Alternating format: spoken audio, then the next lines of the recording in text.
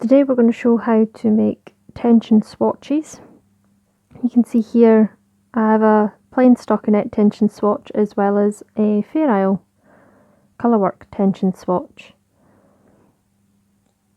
So the tension swatch is the same series of steps for each gauge of machine. The only difference are the number of stitches that we mark out to the number of rows. The reason for this is due to the coloured ruler system. So what you would have is you would use the green ruler for standard gauge machines.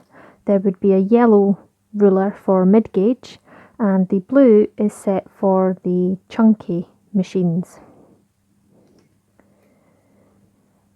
So I'll put a table up showing the relevant stitches and rows required for each machine so that we can use these rulers at the end to accurately measure our swatch.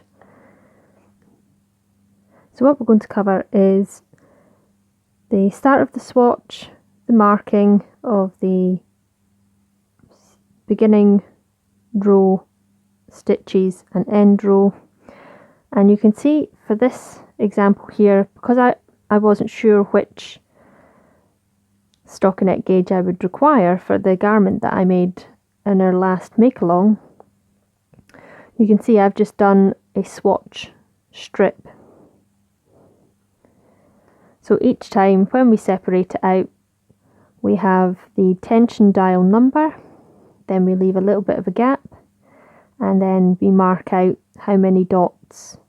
So for this one, you can see we have 7 dots. So that's tension dial number 7. And then we have 2 eyelets here. So I know for this setting, on that swatch, I was on 7 and 2 dots.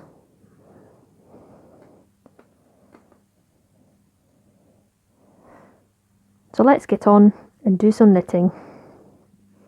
So getting started with my swatch making, I have the main colour threaded in one side of the tension mast and a contrast colour threaded in the other side of the tension mast.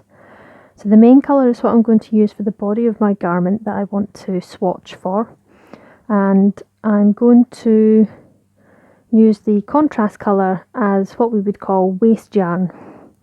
So the contrast colour is the yellow that you can see here, but in this video mine will be black. So to start off, I'm going to pull forward the required number of needles. So we know from the table that we saw, on a standard gauge machine we need to measure 40 needles. So that is 20 either side of 0. But then we still want to be able to have a little bit of extra knitting to the side. So whenever I do my swatching, I always pull out 25 either side of 0. Now the method I'm going to use for casting on, I'm going to use my cast on rag. So I want to open all of the latches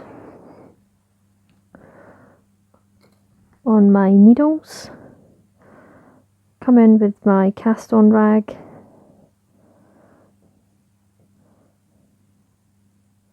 and place one hole to one needle.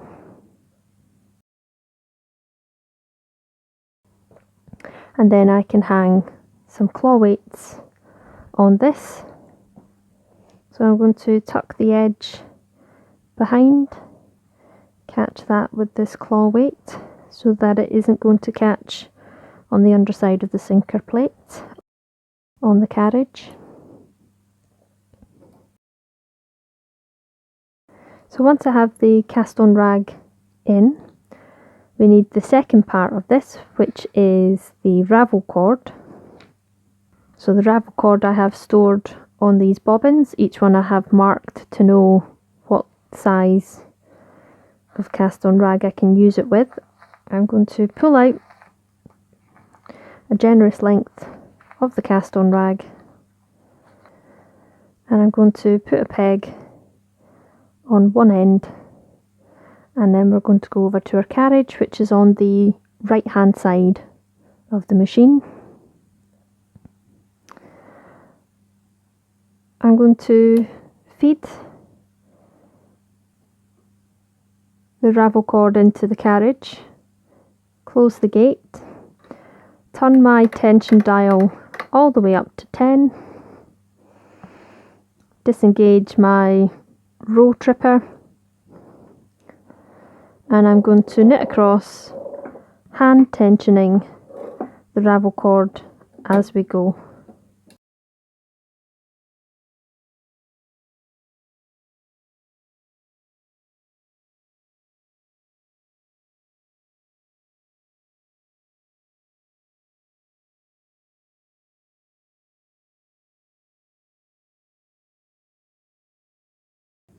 So once we get to the other side, we want to be able to free pass back so that when we do our E-wrap cast on, our carriage will be on the right. So in the case of the Knitmaster, we can do a free pass by pushing this button here to lift the carriage. Or brother users, while your needles are in B position, you can push in your part button on the right hand side.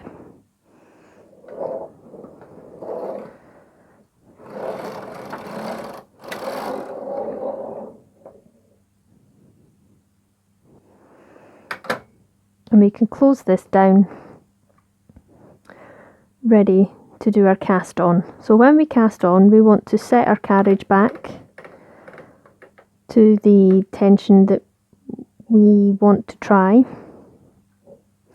I'm going to engage my row tripper and reset my row counter, and then I'm going to take my contrast yarn to cast on. So when we want to cast on, we want to bring all of our needles forward, and we want to do some form of closed cast on. So in this case, I'll show to do the latch tool cast on. So I have my end of contrast yarn. I'm going to wrap this around my fingers, reach through the loop, catch the working end to form a slip knot, and I'm going to place that onto the end needle and tighten this slip knot. I'm going to pull some excess yarn out of the tensioning unit so that I'm not fighting the take-up spring. And then I'm going to take my latch tool and I'm going to do the latch tool cast on, which effectively is just a crochet chain that we form around the stitches. So we have our slip knot on this end needle here.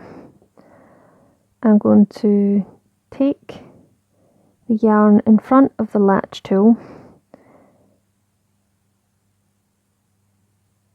and pull this up between needle 3 and 2.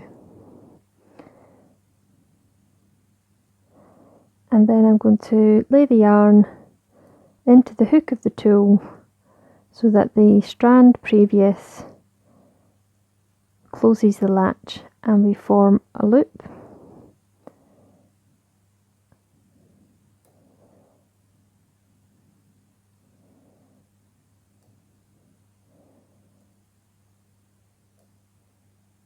And we're going to do this all the way along the bed. You want to make sure that your loops that you form Try and get them as even as possible, and we don't want them too tight so that we will prevent a jam happening as we pass the carriage across for our first row.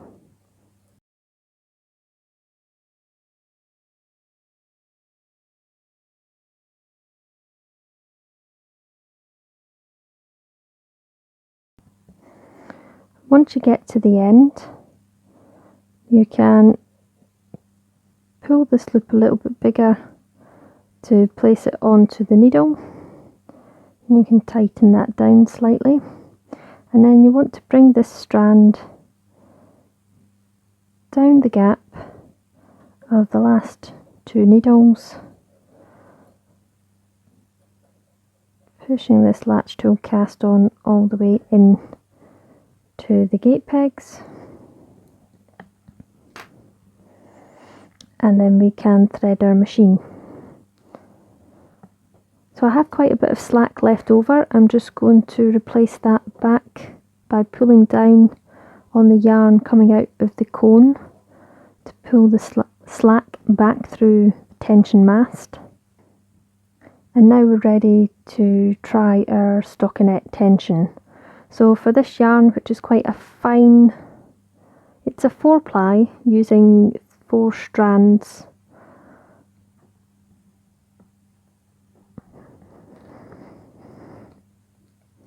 So I got this from Crochet UK. It's their 50/50 cotton acrylic 4-ply. And it is quite a fine yarn, so I'm probably going to try this on a tension 5 to start. My row counter is reset to 0. My carriage is set for plain knitting. My row counter tripper is engaged, and I'm going to knit a few rows.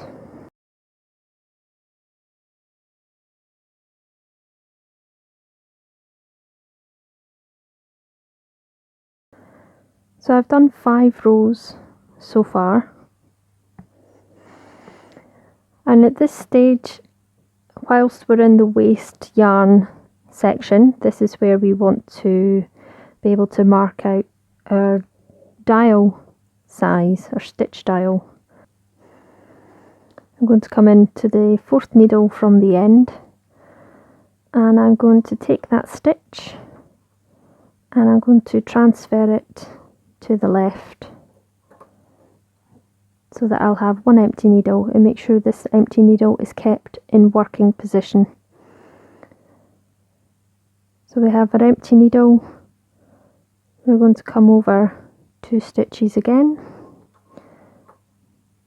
So we're creating eyelets every time.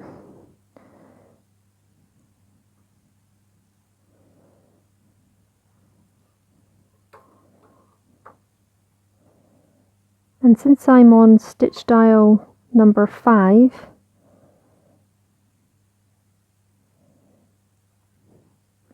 I'm going to make 5 transfers.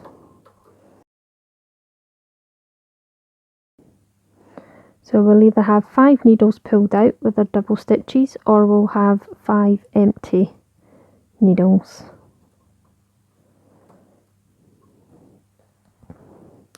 And then we can knit a few more rows. So now we're ready to change out our contrast colour.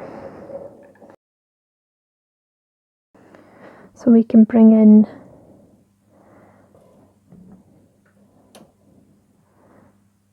our main colour. I'm going to hang a peg on the end of that main yarn, and this is where we want to start marking out our rows. So I know for the standard gauge machine I want to mark 60 rows and 40 stitches.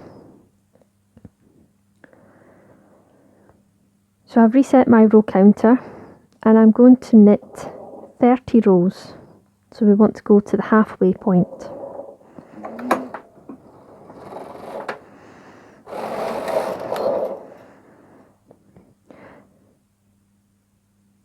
you can, if you want at this point, weave in the tail now to save you having to do it later on. So I've pulled out the second needle from the end. I'm taking the tail underneath. I'm going to bring the tail up, pull out the next needle,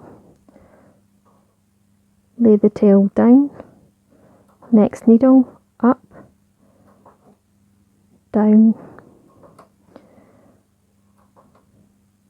for a few needles, just to work in this tail, and I can put my peg back on the end.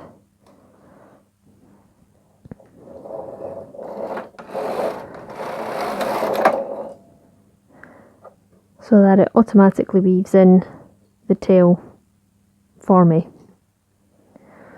So we're knitting to 30 rows.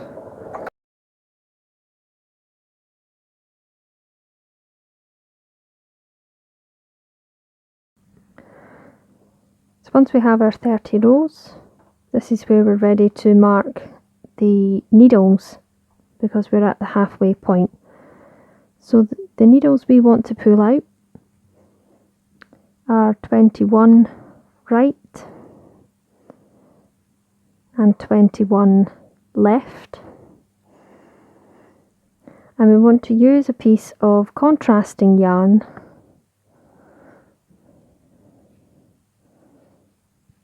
to mark this point. So you'll need 2 lengths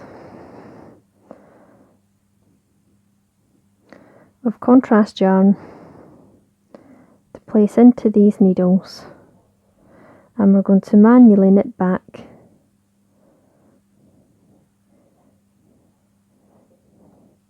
each stitch.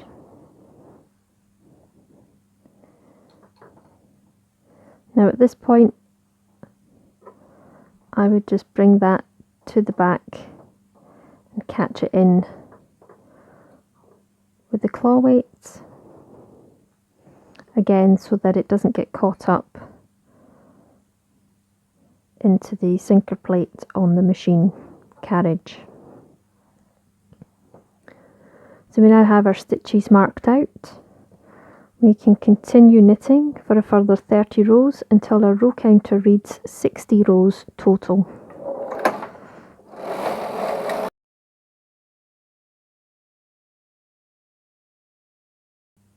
So once we've reached our 60 rows, we then want to come back and change out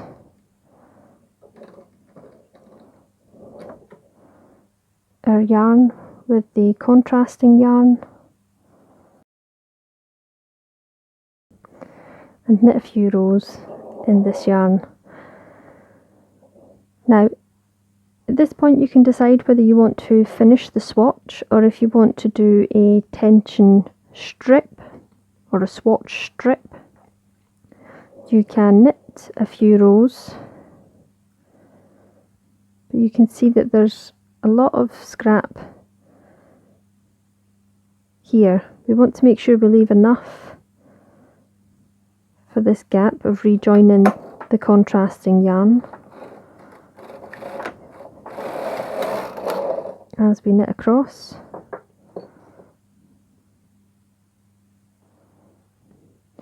And then we can increase it to whichever tension dial size we think we want to try next. So I'm probably going to do a few different tensions here, and then we can come back and show how to do the casting off. So this next tension strip I'm going to do, I'm on tension 6 dot, so I'm going to transfer a relative number of needles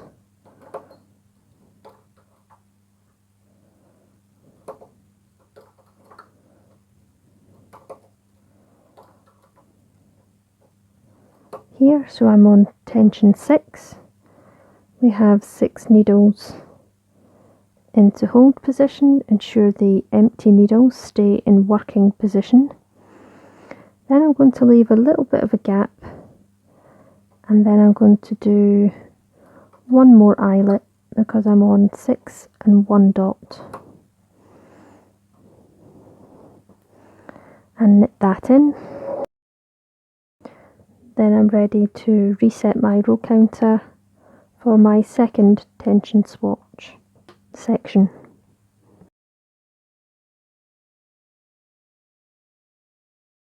So my second section, I've reset my row counter. I want to do 30 rows, mark needle 21 right, 21 left with a contrasting yarn, the same as we did down here. Knit a further 30 rows and then change out back to the contrasting colour.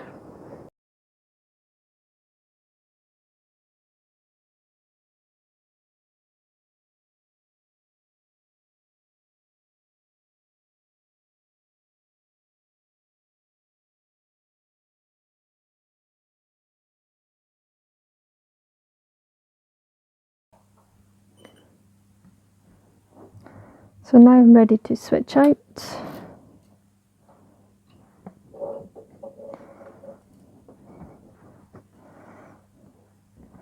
To the contrasting yarn, I'm going to cut. I'm going to weave this tail in.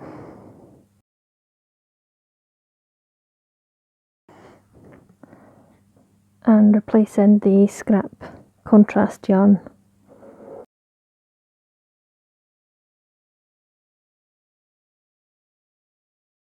And we're just going to do about 8 rows.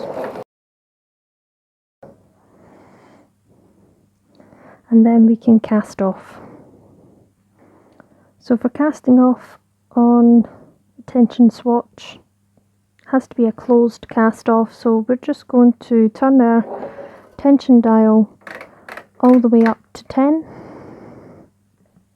knit across,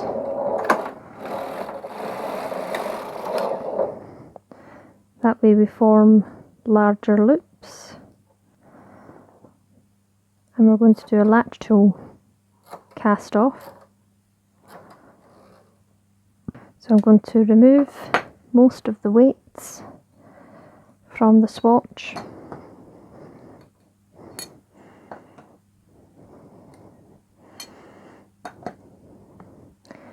And we're going to complete our latch tool cast off working from the end opposite the carriage, pulling a loop through a loop all the way across.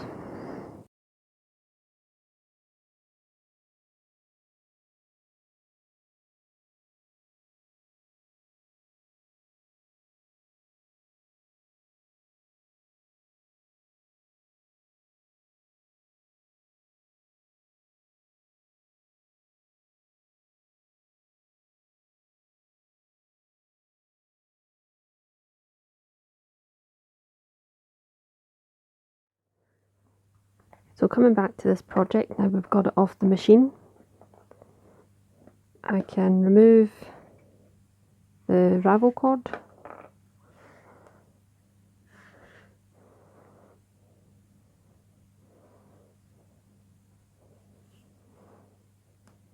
which will release the cast on rag. Set that to the side. And now we're ready to put this into either the washing machine, if you're going to wash the garment. That way, basically you want to treat the swatch in the same way that you're going to treat the garment. So in my case, this being cotton acrylic, I'm going to tidy up these ends, just sew these in. I'll probably cut that piece there and sew it in. Put it in the wash, lay it flat to dry, and then measure it. So once you have pieces that are finished, washed, blocked, you can then come in with your rulers to measure each one. So what we want to do is lay out the area where we want to measure. This one was made on a standard gauge machine, so I'm going to use my green ruler. We're going to come to the side where it says S for stitch. Lay that just to the inside of the yellow marker. Follow it along to the next yellow marker, and I can see that that reads about 29.25. It's just a little bit over the 29 mark. So you would take a note of that on your project page that you keep, like a notebook normally. And then you're going to come to the rows. So you're going to flip it to the R, lay it just in front of the yellow section. Follow that up to the next yellow section, and we have 43. So again, you would write that down, 29.25 by 43. Do the exact same thing on all your swatches. Compare it with the pattern gauge that you want to get. You can see here I've got one that I made on a chunky machine, and this was doing tuck for a future project that I want to do. So I'm just going to flip it to the wrong side, because this would be the wrong side on the machine, but because that's where the texture is, that actually becomes the right show side of the garment. So I'm going to flip it over so that I can see these markers more clearly. Take my blue ruler to the S, mark out where these are. So I'm looking at possibly 13.5, and then flip it to the R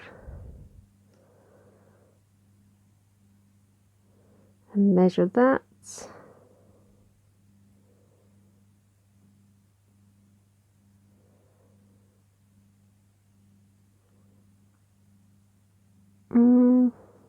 We're probably looking at about 37 for that. So again, I would take a note of that on my project page notebook. So what happens if you have a tension for the pattern, say it's 28 stitches by 40 rows, and the tension that you have is 29? Well, that means that we've got too many stitches in this area. So what we want to do is to stretch this out so that it would be 28. And by stretching it out, we want to make the stitch size bigger. So that's why you would go in a strip formation to save on time. So by going bigger, I can see I've gone here to 27.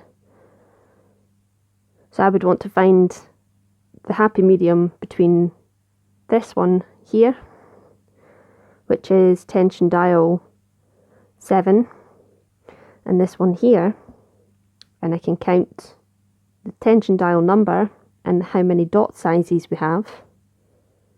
So this is 7 and 2 dots. So we probably want to try again and do 7 and 1 dot. But something to keep in mind is that the mast tension will also affect slightly the stitch size, but more so the row size.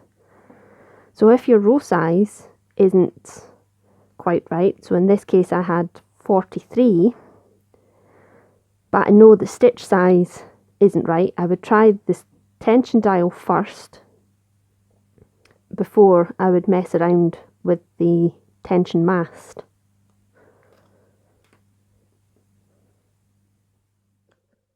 So for the visual reference in explaining this a little bit better, We have the red square here, which is our measuring area, which in most cases would be 4 inches or 10 centimetres.